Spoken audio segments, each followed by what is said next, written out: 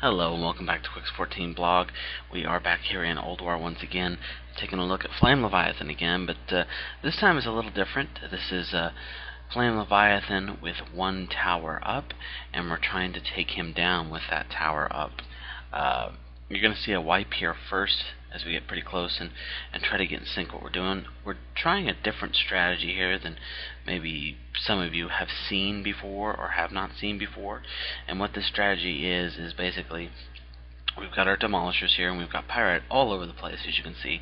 And the idea here is to stack the pyrite on top of him. Now, you can see right there which tower we have up is the Light of Hodir or something like that. It's the last tower that's just directly to the left of where Flame Leviathan comes out. So that little passageway that I'm facing right now, down there, we have not gone down there or destroyed that tower at all. So that's where we're getting this from. The point here is to try and have both demolishers stack their pyrite as much as possible. Pyrite can stack up to 10, and if you can get both stacks on there, you can do massive damage to Flame Leviathan in a short amount of time. This is pretty key in order to try and get multiple towers down. For people just starting with one tower, this is a good idea. If you think you have the people who can handle stacking the pyrite fast enough, bringing down his turrets aren't necessary, so this is a good way to get to that achievement as well. If you don't think you can, bringing down his turrets in order to bring down his speed buff is a good idea, but usually once you get in sync and you've done practicing with this, you'll do well. Best way to practice this is probably not the way we did it, which was doing it for our first time. It's go ahead and do it with no towers up and stack pyrite, just to practice it, and also to practice launching people on there. You'll have to have a really good team in order to do both. Now, we do wipe here, and this was our second or third wipe trying this, and we tried again. Thunderware, who you know beforehand, came in and got on the other one, because me and my wife were doing 5, because it's very key to make sure that your team on these demolishers can not only stack pyrite properly, but you got somebody who can load it and shoot it down. It's also pretty important to have some of the other turrets from the tanks help shoot down pyrite as well, in order to just help keep pyrite down everywhere, because pyrite does fade over time. So even at the start of a mission, it'll do that. So you'll see bikes here and there picking up pyrite just to hold on to it, to move it around, and then they'll drop it so it doesn't, kind of refreshes it. So we stack pyrite here pretty quickly. As you can see, our stacks are counting up pretty quick. And once he stacks, all you got to do is keep it up. You don't have to keep shooting pyrite every 5 seconds. Once you've got it stacked, and I've learned, as you can see with my timer, it's showing how long my pyrite stack will last. So I've actually learned to help do that, and that'll help conserve what pyrite you have. Otherwise, you're going to go through your pyrite stacks on the ground pretty darn quickly. As you can see here, I have the only stack up, but because Thunderware was being chased, now Thunderware is getting his stack up. But you can see the damage just start to count up. Now, as you can see, he's coming towards me, so I've got to move in order to prevent getting hit, but it's okay. Just keep stacking pyrite, and he's pretty much finished now. You have a really long range on this, on your pyrite too, so you don't have to be in exact range. Your pyrite has a really big splash, so it helps a lot. We haven't done 2 towers yet. We're still getting 1 tower down. We finally actually did it without Thunderware's help, and we actually did do the taking down his turrets as well as doing the pyrite, because he was stacking his speed a little too fast for us, and that actually worked out pretty well. You've got to time that pretty well right too, and it's good practice. We went in here again a while after this, next week I think, with Thunderware as well, and went in and actually got this boss down with the pyrite stack in just a couple minutes. And if you can do that, then you don't need to worry about his speed buff at all. But again, it's really up to you. You know, if you've got a little less experienced players, then doing the speed buff resetting the speed buff is a good idea. Now the baby is a big deal. The baby's really tough. It's very important. The old strategy that we were using before, and many know, is that you do it by the right-hand wall. That doesn't really work anymore. Blizzard kind of tweaked it and changed it a bit. So taking him right by the stairs is fine. You're going to notice the different ads coming from his pile during the heart phase. It's important to note about these. If the little guys, the little clockworks, get to him, he will take them in and heal himself a little bit.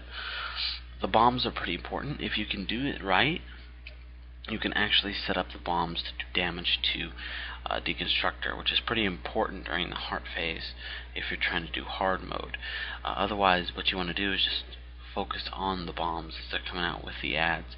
They're pretty well stacked, so we'll just blow them up and then we'll kill the bomb or the ads pretty darn easy. Off tank or bring the actual pummeler, which is the big clockwork-like thing, over to himself or over to another bomb. It's very important that your healers and other squishies stay away from bombs, because it will hurt. He's not too much of a fight.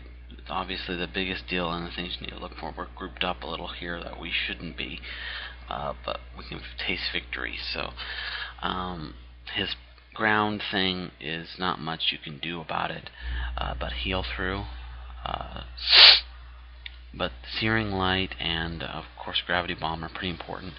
Make sure you keep a 10 to 15 yard radius distance from everyone as much as possible, especially if you have Gravity Bomb, because usually Searing Light follows up with it. You do that, you guys take it well. He's got a big hitbox too, and you'll be just fine. Ads are not a concern until his first heart phase, so feel free to pummel everything you got on him. If you got some shamans with heroism, you probably want to save it for at least halfway through second or third heart phase at the latest, and go ahead and pop it then when ads get a little more intense. It's not too bad once you've got it figured out. You can just have your single target DPS target a bomb, and it's like a nice chain reaction. So it's not very hard. He's got great loot, obviously, too. And this was our first time doing it that way, and we got it down. We went ahead and skipped the other two bosses and went right for the third one, the optional bosses, and went for the third one. This is an interesting boss that I'm pretty sure some of you have seen but don't understand much of. And I'll be totally honest, we have not beat him again since this little scene here. This is an interesting boss. He stands like in that position. He's really just attacking with his hands. The left hand is on the other side. This is the right hand, and the left hand should be ignored. It really should. The key here, from what I understand, is your tank needs to focus his aggro on all three parts of the body. The hands mainly, and of course the hands, especially the right one, will hit very hard. So your melee DPS needs to be careful. The I-beams are probably the most biggest concern for your range. All range should be about where I'm at, or near that. That way once I-beams are focused on them, because it doesn't hit you directly, it goes like right between you and then it focuses. You can just simply move and have the I-beams are slow enough that they won't hit you. The trick is making sure it doesn't hit anyone else too, and that was always a problem we had. He also does a raid-wide damage as well. Also, once you have his right arm down, because you should focus fire on his right arm, once his right arm's down, their ads will drop the little rock plummels. They need to be killed, and then focus on the body. There is no reason to attack the left arm whatsoever, and it's very important that DPS, especially if they're tabbing or whatever, focus on what their target is. The body will be, as you can see, I have targeted right here. The arms will be named left arm, right arm, so it's pretty simple. See, as you can see, I just kind of move out of there. Also, as you can see, with the right arm, he will grab a random person and squeeze them, taking damage they need to be healed through, and a certain amount of damage needs to be done to the arm in order for him to drop them. So that's what makes the right arm such a pain. If you can do that, you'll be fine. The trick is, of course, keeping the aggro and everything, because that right arm does swipe for quite a bit. Like I said, I don't exactly have that down. I'm still working on that. We haven't gotten this guy down since, honestly, I'm sad to say. But if you can do that and you focus on that, you're not going to have an issue here, and he will go down. But it's amazing how far we've gotten. It's sad that we haven't gotten any further. We're taking a little bit of a break from Old War lately, so we can focus on a little more gear, especially with the holidays coming up. So I don't know when I'll have any more Old War footage for you all, but I've definitely got a lot more footage coming up. We're going to go do an attempt to clear an axe in 10-man, so that should be a lot of fun. And we have some really cool raids coming up. We got EOE on this Tuesday, and then we have a old school raid with Shepherd's Shrine that I'll definitely record for you all. So until next time, raids,